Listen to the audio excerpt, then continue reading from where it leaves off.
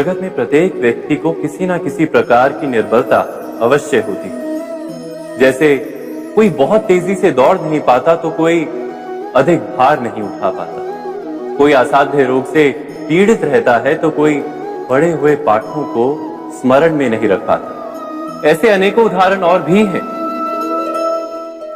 क्या आप किसी ऐसे व्यक्ति को जानते हैं जिसे सब कुछ प्राप्त हो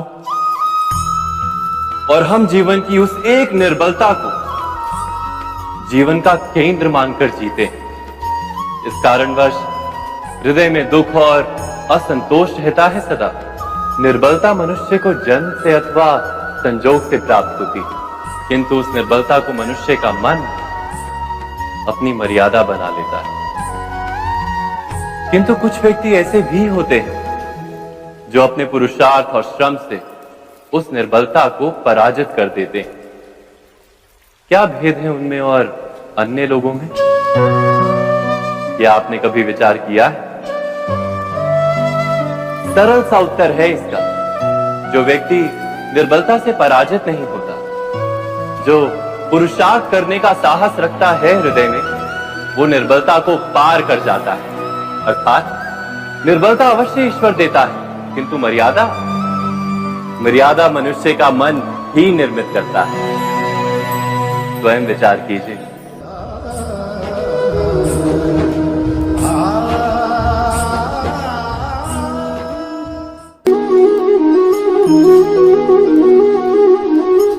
भविष्य का दूसरा नाम है संघर्ष। हृदय में आज इच्छा होती है और यदि पूर्ण नहीं हो पाती तो हृदय भविष्य की योजना बनाता है। भविष्य में इच्छा पूर्ण होगी ऐसी कल्पना करता रहता है, किंतु जीवन ना तो भविष्य में है ना अतीत में। जीवन तो इस क्षण का नाम, अर्थात इस क्षण का अनुभव ही जीवन का अनुभव। पर हम ये जानते हुए भी इतना सा सत्य समझ नहीं पाते। या तो हम बीते हुए समय के स्मरणों को घेर कर बैठे रहते, या फिर आने वाले समय के लिए हम योजनाएं बनाते रहते हैं और जीवन जीवन बीत जाता है। एक सत्य यदि हम हृदय में उतार लें कि ना हम भविष्य देख सकते हैं, ना ही भविष्य निर्मित कर सकते हैं, हम तो केवल धैर्य और साहस के साथ भविष्य को आलिंगन दे सकते हैं, स्वागत कर सकते हैं भविष्य का।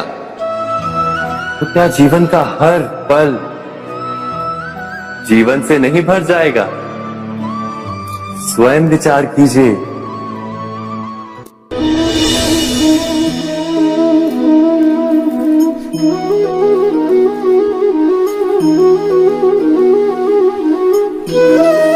ज्ञान प्राप्ति सदा ही समर्पण से होती है, यह हम सब जानते हैं। किंतु समर्पण का वास्तविक महत्व क्या है? क्या हमने कभी विचार किया? मनुष्य का मन सदा ही ज्ञान प्राप्ति में विभिन्न बाधाओं को उत्पन्न करता है। कभी किसी अन्य विद्यार्थी से ईर्ष्या हो जाती है, कभी पढ़ाए हुए पाठों पर संदेह जमता है और कभी गुरु द्वारा दिया गया दंड मन को अहंकार से भर देता है। नहीं, क्या ऐसा नहीं होता? न जाने कैसे कैसे विचार मन को भटकाते हैं और मन की इसी अयोग्य स्थिति के कारण हम ज्ञान प्राप्त नहीं कर पाते। मन की योग्य स्थिति केवल समर्पण से निर्मित होती है। समर्पण मनुष्य के अहंकार का नाश करता है, ईर्ष्या, महत्वाकांक्षा आदि भावनाओं को दूर कर हृदय को शांत करता है और मन को एकाग्र करता है। वास्तव में ईश्वर की सृष्टि में ना ज्ञान की मर्यादा है ना ज्ञानियों की। गुरु दत्तात्रेय ने तो गाय और श्वान से भी ज्ञान प्राप्त कर लिया था। अर्थात विषय ब्रह्म ज्ञान का हो या जीवन के ज्ञान का या गुरुकुल में प्राप्त होने वाले ज्ञान का, उसकी प्राप्ति के लिए गुरु से अधिक महत्व है उस गुरु के प्रति हमारा समर्पण। क्या ये सत्य नहीं?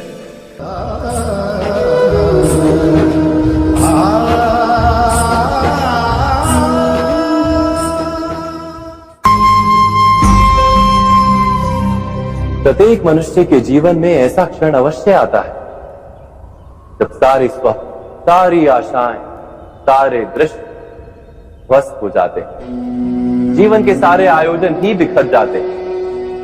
एक और धर्म होता है और दूसरी ओर सुख। इसी को धर्म संकट कहते हैं। जब धर्म का वहन ही संकट हो और धर्म का त्याग ही सुख हो। विचार कीजिए, कभी किसी स्वजन के विरुद्ध सत्य बोलने का अवसर प्राप्त हो जाता है, कभी ठीक दरिद्रता के समय सरलता से चोरी करने का मार्ग प्राप्त हो जाता है, कभी किसी शक्तिशाली राजनेता या राजा के कर्मचारी का अधर्म प्रकट हो जाता है। सबके जीवन में ऐसी घटना बनती ही रहती है। अधिकतर लोग ऐसे किसी क्षण को धर्म संकट के रूप में जान ही नहीं पाते। हमें किसी प्रकार के संघर्ष का अनुभव ही नहीं होता। सहजता से सुख की ओर खींचे चले जाते हैं, जैसे मक्खी गुड़ की ओर खींची चली जाती है। वास्तव में धर्म संकट का क्षण ईश्वर के निकट जाने का क्षण होता है। यदि हम संघर्षों से भयभीत ना, सुख की ओर आकर्षित ना, अपने धर्म पर दृढ़ रहे, तो ईश्वर का साक्षात्कार दूर नहीं।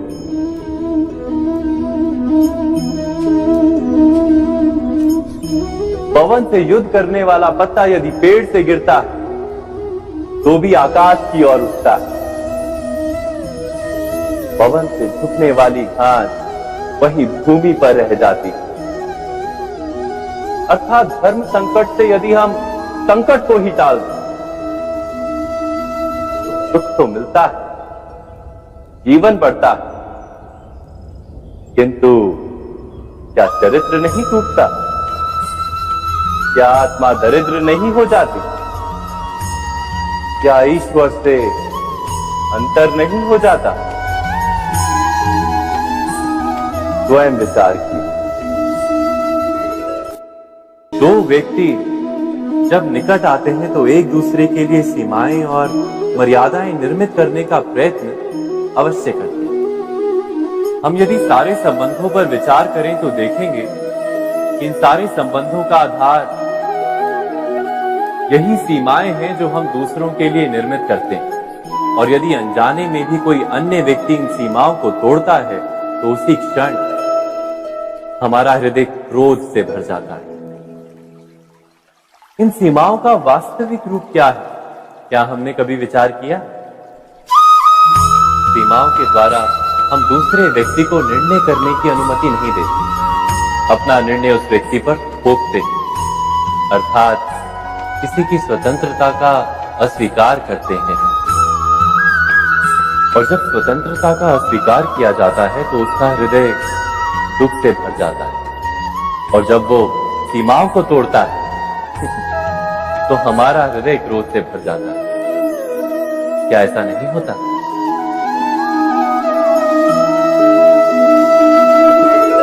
पर यदि एक दूसरे की स्वतंत्रता का सम्मान किया जाए तो किसी मर्यादाओं या सीमाओं की आवश्यकता ही नहीं होती। अर्थात जिस प्रकार स्वीकार किसी संबंध का देह है, क्या वैसे ही स्वतंत्रता किसी संबंध की आत्मा नहीं? स्वयं विचार कीजिए। सबके जीवन में ऐसा प्रसंग अवश्य आता है कि सत्य कहने का निश्चय होता है हृदय में, किंतु मुख से सत्य निकल नहीं पाता। कोई भय मन को घेर लेता है।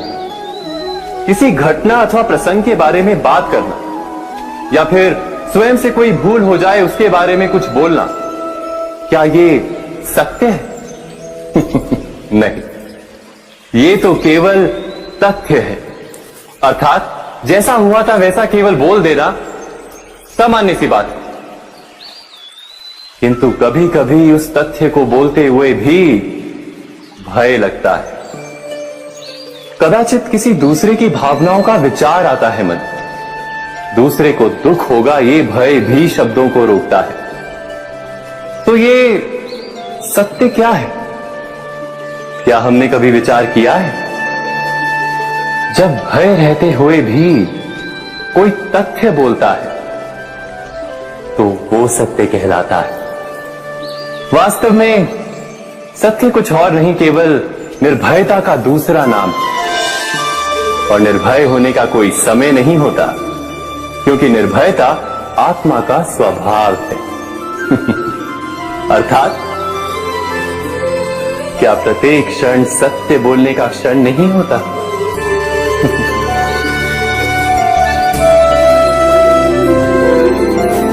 स्वयं विचार कीजिए।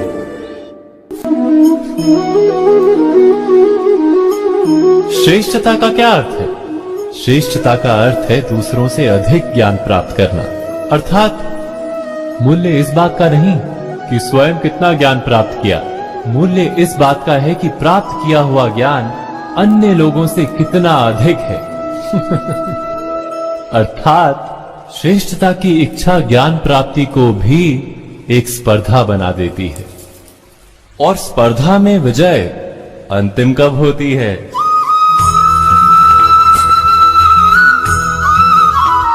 कुछ समय के लिए तो श्रेष्ठ बना जा सकता है, किंतु सदा के लिए कोई श्रेष्ठ नहीं रह पाता। फिर वही असंतोष, पीड़ा और संघर्ष जन्म लेता है। किंतु श्रेष्ठ बनने के बदले यदि उत्तम बनने का प्रयत्न करें तो क्या होगा? उत्तम का अर्थ है कि जितना प्राप्त करने योग्य है वो सब प्राप्त करना, किसी से अधिक पाने की इच्छा से नहीं, मात्र आत्मा की तृप्ति हेतु कुछ प्राप्त करना। उत्तम के मार्ग पर किसी अन्य से स्पर्धा नहीं होती, स्वयं अपने आप से स्पर्धा होती है। अर्थात उत्तम बनने का प्रयत्न करने वाले को देर अबेर सारा ज्ञान प्राप्त हो जाता है, बिना प्रयत्न के ही वो श्रेष्ठ बन जाता है। किंतु जो श्रेष्ठ बनने का प्रयत्न करता है वो श्रेष्ठ बने या ना बने, उत्तम कभी नहीं बन पाता।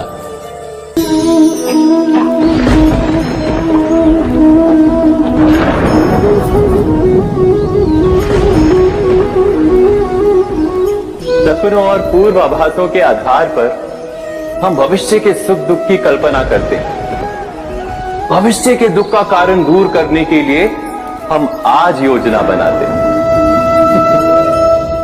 किंतु कल के संकट को आज निर्मूल करने से हमें लाभ मिलता है या हानि पहुंचती है? ये प्रश्न हम कभी नहीं करते। सत्य तो ये है कि संकट और उसका निवारण साथ जन से, व्यक्ति के लिए भी और सृष्टि के लिए भी। नहीं, आप अपने भूतकाल का स्मरण कीजिए, इतिहास को देखिए, आप तुरंत ही ये जान पाएंगे कि जब जब संकट आता है तब तब उसका निवारण करने वाली शक्ति भी जन्म लेती है।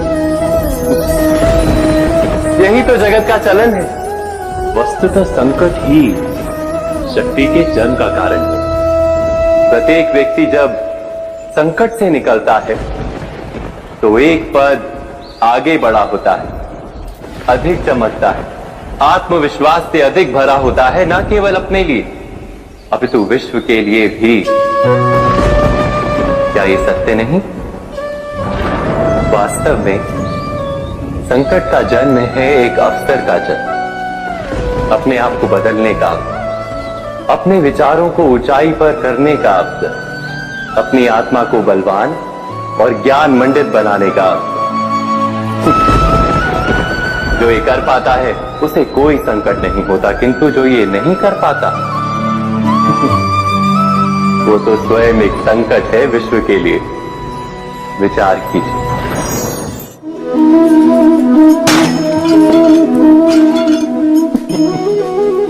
स्वयं विचार कीजिए।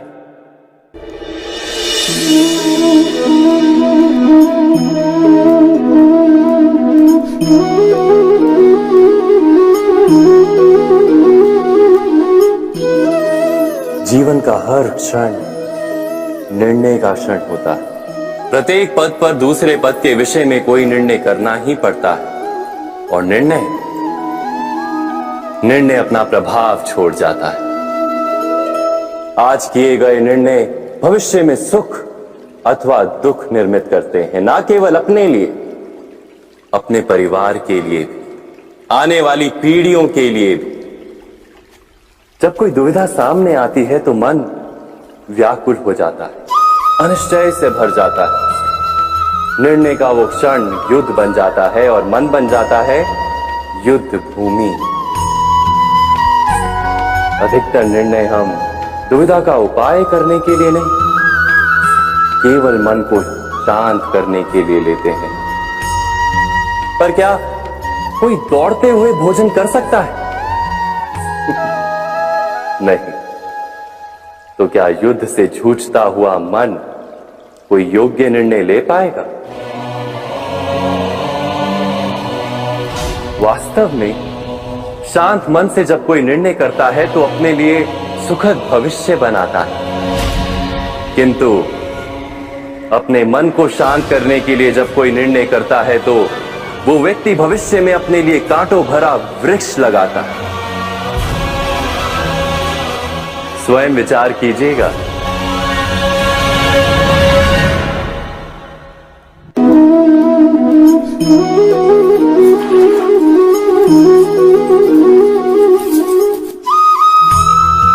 जीवन में आने वाले संघर्षों के लिए जब मनुष्य स्वयं को योग्य नहीं मानता, जब उसे अपने ही बल पर विश्वास नहीं रहता, तब वो सद्गुणों को त्याग कर दुर्गुणों को अपनाता है। वस्तुतः मनुष्य के जीवन में दुर्जनता जन्म ही तब लेती है जब उसके अंतर में आत्मविश्वास नहीं होता। आत्मविश्वास ही अच्छाई को धारण करता है। ये आत्मविश्वास है क्या?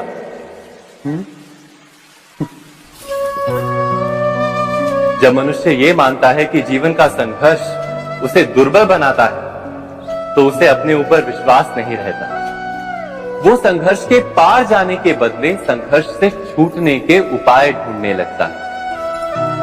किंतु जब वो ये समझता है कि ये संघर्ष उसे अधिक शक्तिशाली बनाते, ठीक जैसे व्यायाम करने से देह की शक्ति बढ़ती, तो प्रत्येक संघर्ष के साथ उसका उत्साह बढ़ता है। अर्थात आत्मविश्वास और कुछ भी नहीं, मन की स्थिति, जीवन को देखने का दृष्टिकोण मात्र है। और जीवन का दृष्टिकोण तो मनुष्य के अपने वश में होता है। स्वयं विचार कीजिए।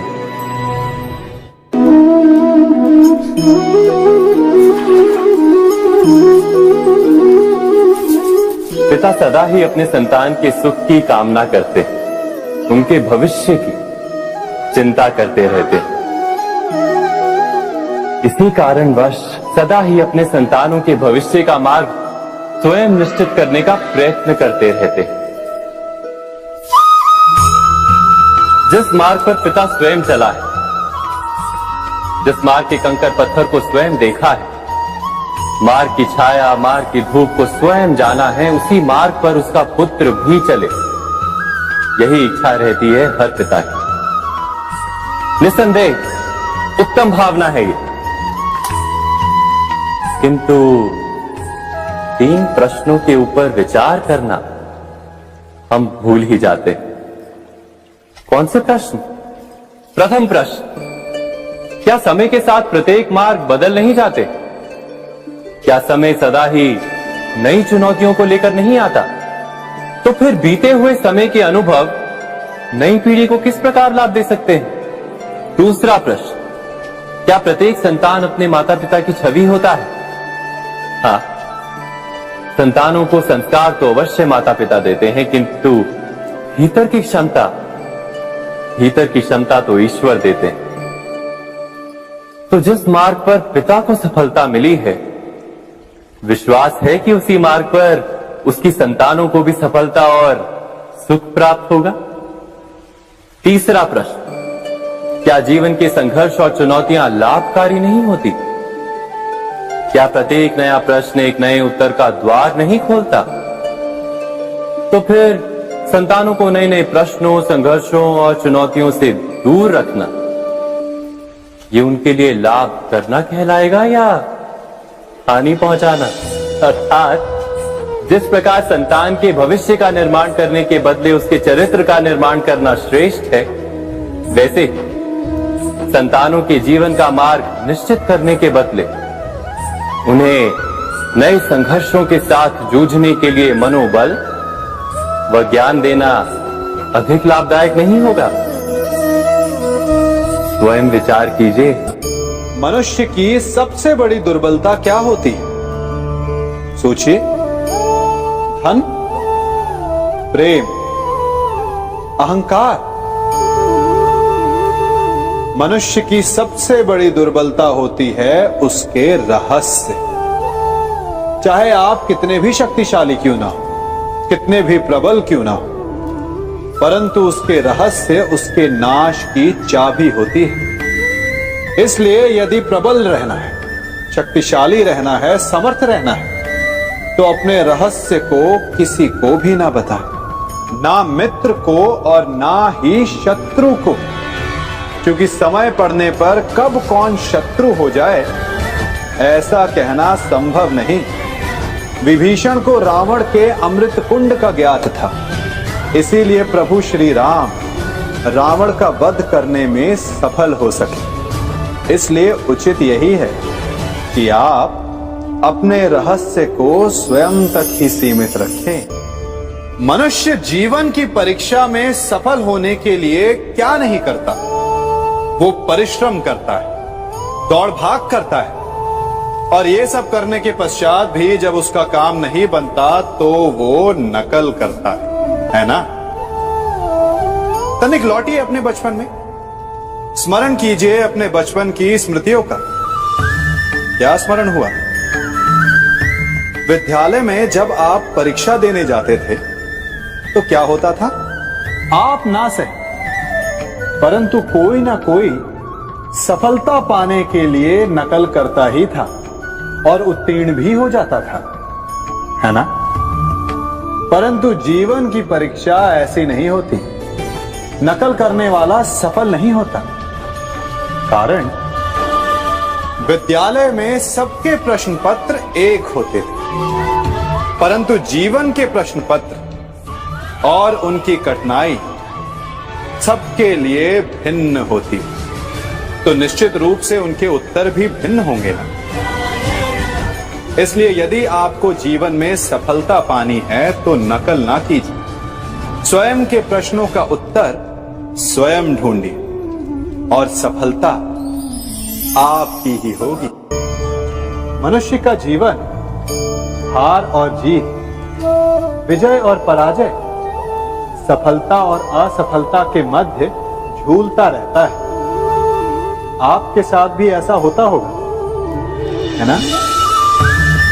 जब आप सफल होते हैं, किसी चुनौती पर विजय पाते हैं, तो मन प्रसन्नता से आनंद के उपवन में झूमने लगता है, और जब आप असफल होते हैं तब मन दुख और पीड़ा के सागर में डूबने लगता है।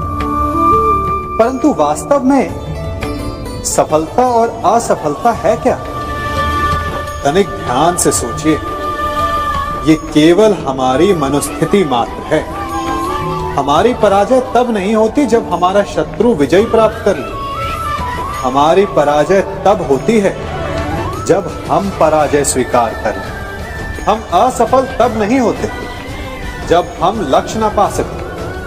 हम असफल तब होते हैं जब हम प्रयास करना बंद कर दें। इसलिए प्रयास करते रहें और हार ना माने, क्योंकि जिस दिन आप हार स्वीकारना बंद कर देंगे, जीत आपके चरणों में होगी। अब सबने बरगद के वृक्ष को तो देखा ही होगा। क्या आपको ज्ञात है, बरगद के वृक्ष के बीज का आकार राई से भी छोटा होता है, परंतु बरगद का वृक्ष संसार के महाकाय वृक्षों में जाना जाता है। जब उसका जन्म होता है तब उसमें वो जटाएं, वो शाखाएं नहीं होती, परंतु जैसे जैसे उसका विस्तार होता है जैसे जैसे वो अधिक शाखाओं का भार उठाता है, अधिक पत्तियों का सृजन करता है, वैसे वैसे उसकी शाखाएं जटाएं बनकर जड़ तक पहुंचती है और इस वृक्ष को सहारा देती है। ये जीवन का बहुत महत्वपूर्ण पथ है। बिना लोभ लालच शुभ कार्य करें, अन्य लोगों की सहायता करें।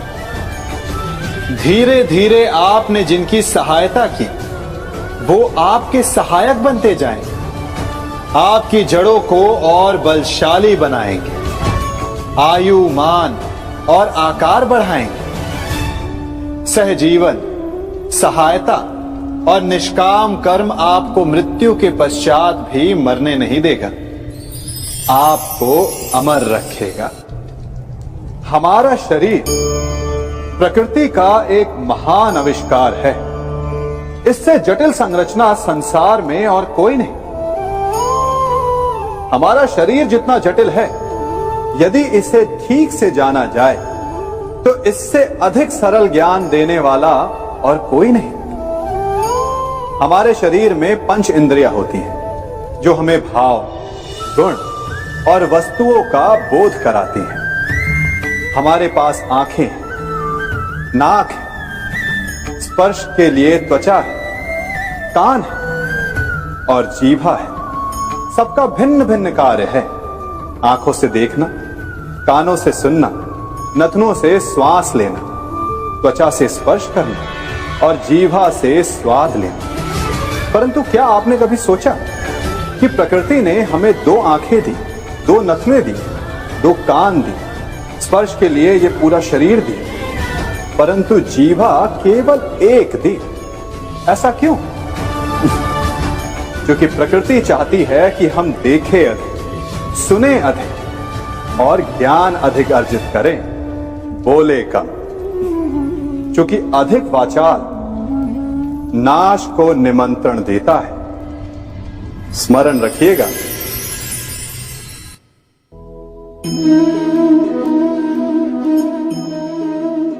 ये सदा यही कहते आए कि यदि आगे बढ़ना है तो अपनों का साथ दो।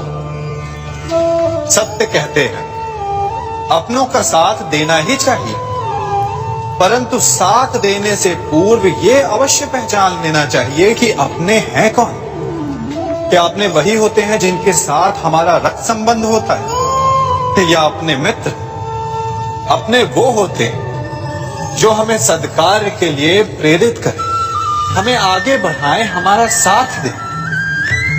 और वो जिनका साथ देने से समाज का नाश, धर्म की हानि, वो सगे हो करके भी सगे नहीं होते।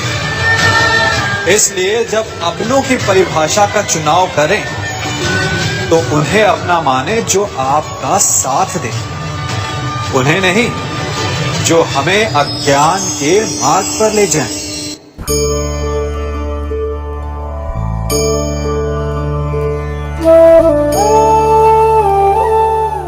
आप जिनसे प्रेम करते हैं सदा उनके समीप रहना चाहते हैं, नहीं चाहते कि कभी अपनों से दूर होना पड़े, बिछड़ना पड़े। परंतु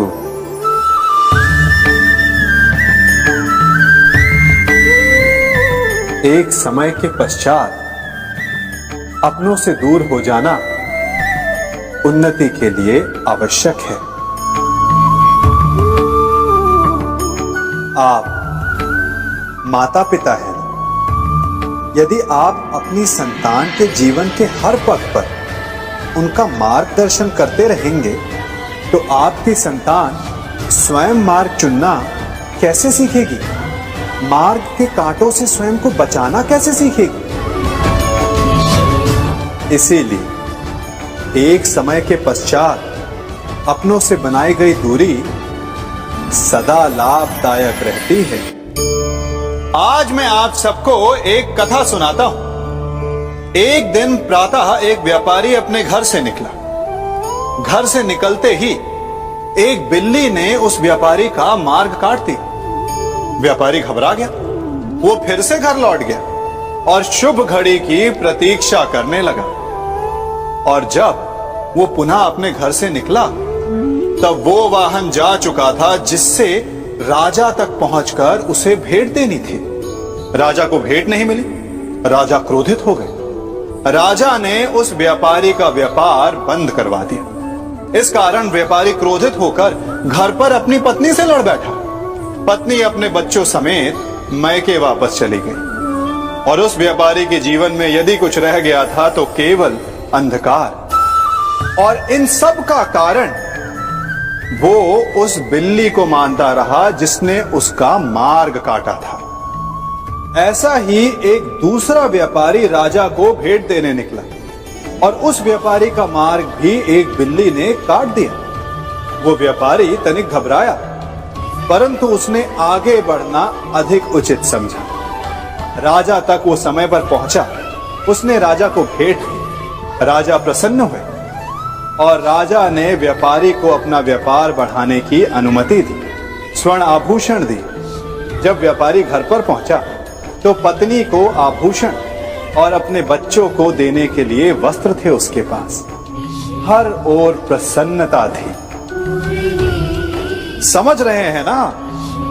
दोनों के साथ एक ही प्रकार की घटना हुई, परंतु दोनों की प्रतिक्रिया भिन्न थी।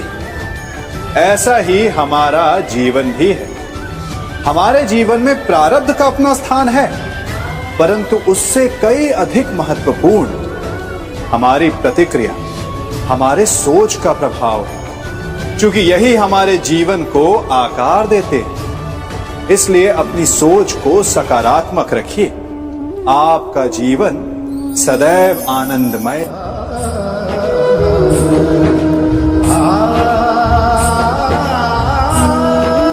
हम सभी अपने जीवन में कोई ना कोई कार्य करते हैं। कार्य करते हैं तो थकान की अनुभूति होती है, और यदि थकान ना उतरे तो कार्य करने का मन नहीं करता। हम आशा करते हैं कि कदाचित एक दिन में 24 के स्थान पर 26 घंटे होते तो आराम करने के लिए हमें और अधिक समय मिल जाता। हमें ऐसा अनुभव होता है कि हम बहुत अधिक कार्य कर रहे हैं, है ना? परंतु क्या आपने कभी सोचा है कि जो लोग संसार में सफल हैं, उनके पास भी सफल होने के लिए दिन में केवल 24 घंटे थे? तो फिर वो सफल क्यों है? इसका एक छोटा सा रहस्य है।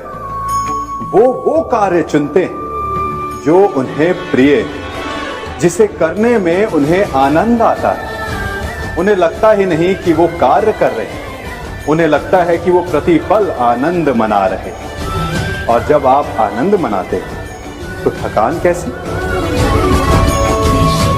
इसलिए यदि आप जीवन में कोई भी कार्य करें तो वो आपके मन को भाना चाहिए, या जो कार्य आप कर रहे हैं उसे अपने मन को भा देने दो।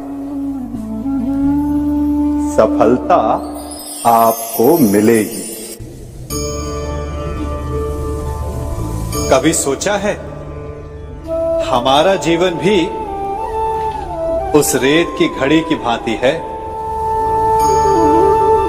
जो रेत नीचे गिर चुकी है वो हमारा अतीत है। जो अब भी ऊपर है वो हमारा आने वाला भविष्य है। और वर्तमान ये संकुचित स्थल है जहां से धीरे धीरे करके रेत गिर रही है।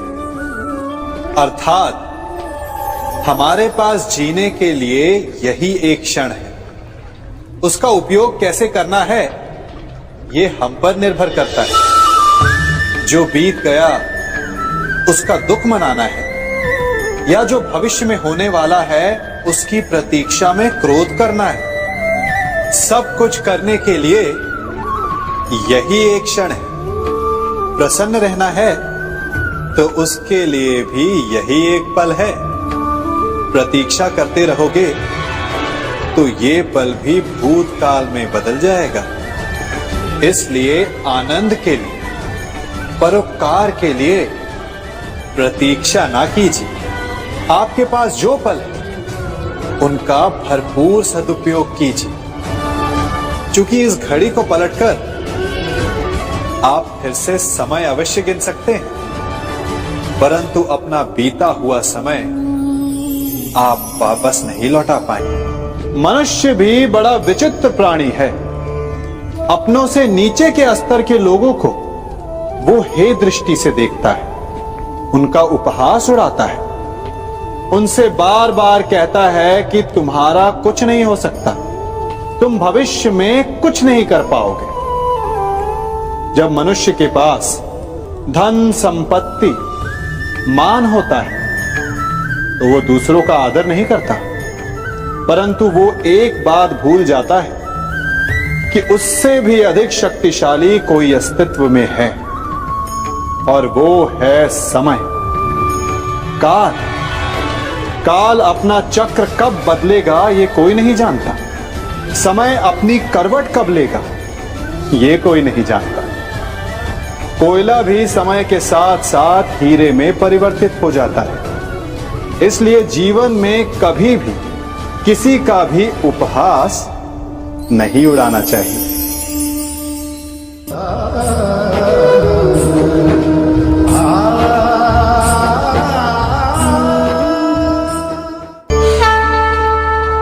गर्व, अभिमान और अहंकार, ये तीनों सुनने में एक जैसे लगते हैं, परंतु तीनों का अर्थ भिन्न होता है और परिणाम भी। तीनों का आरंभ प्रेम से होता है। स्वयं से प्रेम, परिश्रम हमारे मन में गर्व को जन्म देता है और सफलता अभिमान जगाती है। यहां तक ठीक है, परंतु जब ये भावना अहंकार बन जाती है तब वो समस्या बन जाती है, क्योंकि सबसे बुरा अंत अहंकारी का ही होता है। परंतु मनुष्य के लिए पहेली यही है कि पहचाना कैसे जाए कि अहंकार जग गया है और उसका दमन आवश्यक है। इसका उत्तर मैं नहीं, आपका मन देगा। जब तक आप स्वयं से प्रसन्न हैं, जब तक आप सबसे ऊंचा उठने का प्रयास कर रहे हैं, तब तक ठीक है। परंतु जब आपके मन में दूसरों को नीचा समझने का भाव आ जाए तो सावधान हो जाइए, क्योंकि यही अहंकार है जो वास्तव में आपको हीन कर रहा है।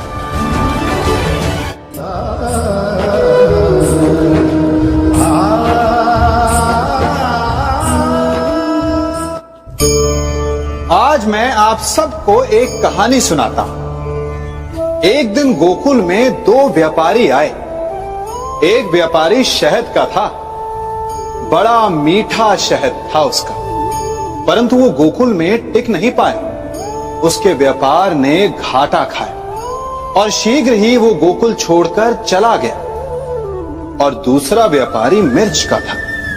पहले दिन वो एक पोटली लाया और दूसरे ही दिन वो पूरी बैलगाड़ी भर कर लाया, और धीरे धीरे पूरी मथुरा में उसकी धाक जम गई। मुझे बड़ा आश्चर्य हुआ, तो मैंने बाबा से पूछा कि ऐसा क्यों कि एक मीठे शहद का व्यापारी कंगाल हो गया और एक मिर्च का व्यापारी धीरे धीरे नगर सेठ बन गया।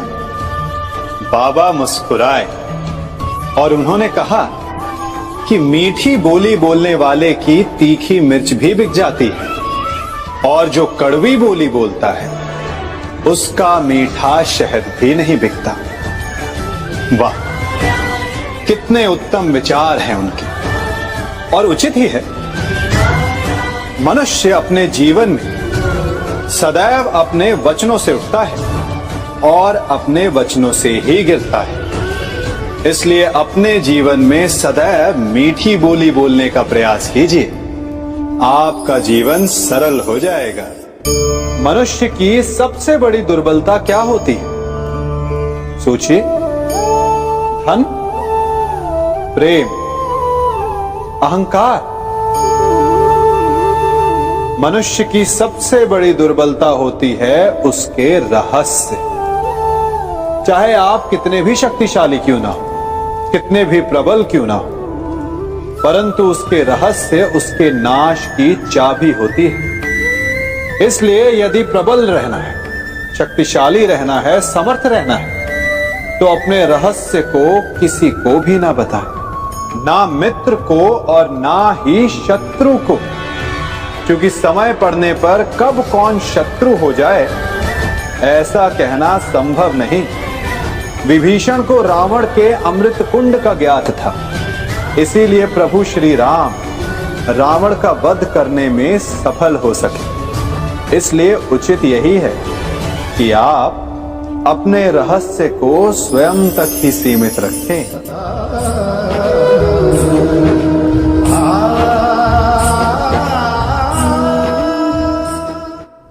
युवा अवस्था भी हमारे जीवन का कितना सुंदर काल होता है ना।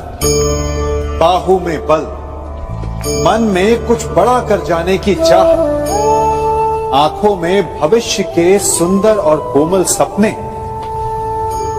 और इसी अवस्था में मनुष्य के भीतर पनपता है प्रेम। किसी को देखकर उस पर मन मोहित हो जाता है और फिर मनुष्य अपना सब कुछ उस पर न्यौछावर कर देना चाहता है। फिर प्रेम की परिणति होती है विवाह में। क्यों? सबको अपने खट्टे मीठे संस्मरण स्मरण हुआ है ना। परंतु यहीं से अधिकतर माता पिता और संतान के मध्य विचारों का विरोध प्रारंभ हो जाता है। संतान को लगता है कि उसका चुना जीवन साथी ही उसके लिए उपयुक्त है, और माता पिता को लगता है कि संतान अनजाने में भूल कर रही है। संतान का तर्क होता है कि उसे विवाह किससे करना है, ये उसका अधिकार है। और माता पिता का तर्क ये होता है कि अब भी जीवन साथी चुनने की समझ संतान में है ही नहीं। तो इस अवरोध को काटा कैसे जाए, उचित निर्णय कैसे लिया जाए? इसका एक ही मार्ग है, अपने उत्तरदायित्व का भान और अपनों से बड़ों के मापदंडों का भान। विवाह करने से पूर्व ये जान लेना आवश्यक है कि विवाह केवल अपने प्रेम को पाने का मार्ग नहीं है, अपितु विवाह से जीवन का एक नया द्वार भी खुलता है। और हर नए जीवन के साथ नए उत्तरदायित्व भी होते हैं। और यदि इन उत्तरदायित्वों को समझकर निर्णय लिया जाए तो विश्वास कीजिए आपका दाम्पत्य जीवन आनंद से भरा रहेगा और आपको कभी यह पछतावा नहीं होगा कि आपने कोई अनुचित निर्णय लिया। सागर का जल वाष्प बनकर उड़ता है, तब वो हमें दिखाई नहीं देता। मेघ उस जल को अपने भीतर छिपा लेते हैं, लंबी यात्रा करते हैं, प्रयास करते हैं कि वो जल सदा उनके भीतर छिपा रहे। परंतु जब वायु का वेग उन्हें उड़ाकर किसी पर्वत से ले जाकर के टकरा देता है, तब उन मेघों को बरसना ही पड़ता है, क्योंकि यही नियति है, यही प्रकृति है। क्योंकि जल को सागर में जाकर मिलना ही है। ठीक ऐसा ही हमारे साथ भी होता है। हम सत्य अपने मन के मेघों में चाहे जितना छिपाने का प्रयास कर ले, परंतु समय की आंधी उसे वास्तविकता के पर्वत से ले जाकर के टकराकर हमारे समक्ष ले ही आती है। जिस भय के कारण आप सत्य को सामने नहीं लेकर आना चाहते, एक दिन वही भय हमारे समक्ष आकर खड़ा हो जाता है और फिर हम लाचार हो जाते हैं, क्योंकि हमने उस भय का सामना करने की तैयारी नहीं की होती। इसलिए सत्य से भागे नहीं, उसे छिपाए भी नहीं, उसे स्वीकार करें। भविष्य की बड़ी विपत्ति से बच जाएंगे।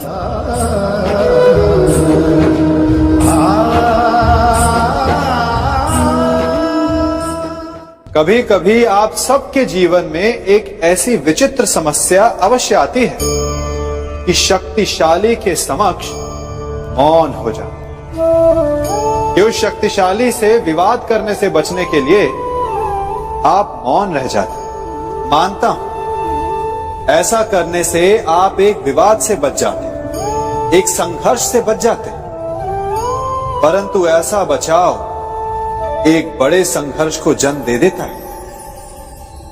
कैसे? हमारा मौन रहना अनजाने में उसका समर्थन बन जाता है और वो स्वयं को अधिक शक्तिशाली अनुभव करता है और यहां से हमारा दमन प्रारंभ हो जाता है। एक के बाद एक हम अन्याय में अनचाहे रूप से सम्मिलित होते चले जाते हैं। तो इसका तोड़ क्या है? ये समझने के लिए ये जानना आवश्यक है कि ऐसी कौन सी बात है जो आपको विरोध करने से रोकती है। ये सामने वाले की शक्ति नहीं जो आपको रोकती है, ये आपके भीतर छिपा भय है जो आपको रोकता है। हाँ, कभी कभी भय आपकी सुरक्षा अवश्य कर सकता है, परंतु साथ साथ ये भी जानना आवश्यक है कि ये भय ही है जो आपको मौन भी रखता है। इसलिए अपने मन से भय को निकालिए और खुलकर अनीति का, अन्याय का विरोध कीजिए और फिर देखिएगा आपका मन कितना मुक्त, कितना हल्का अनुभव करेगा।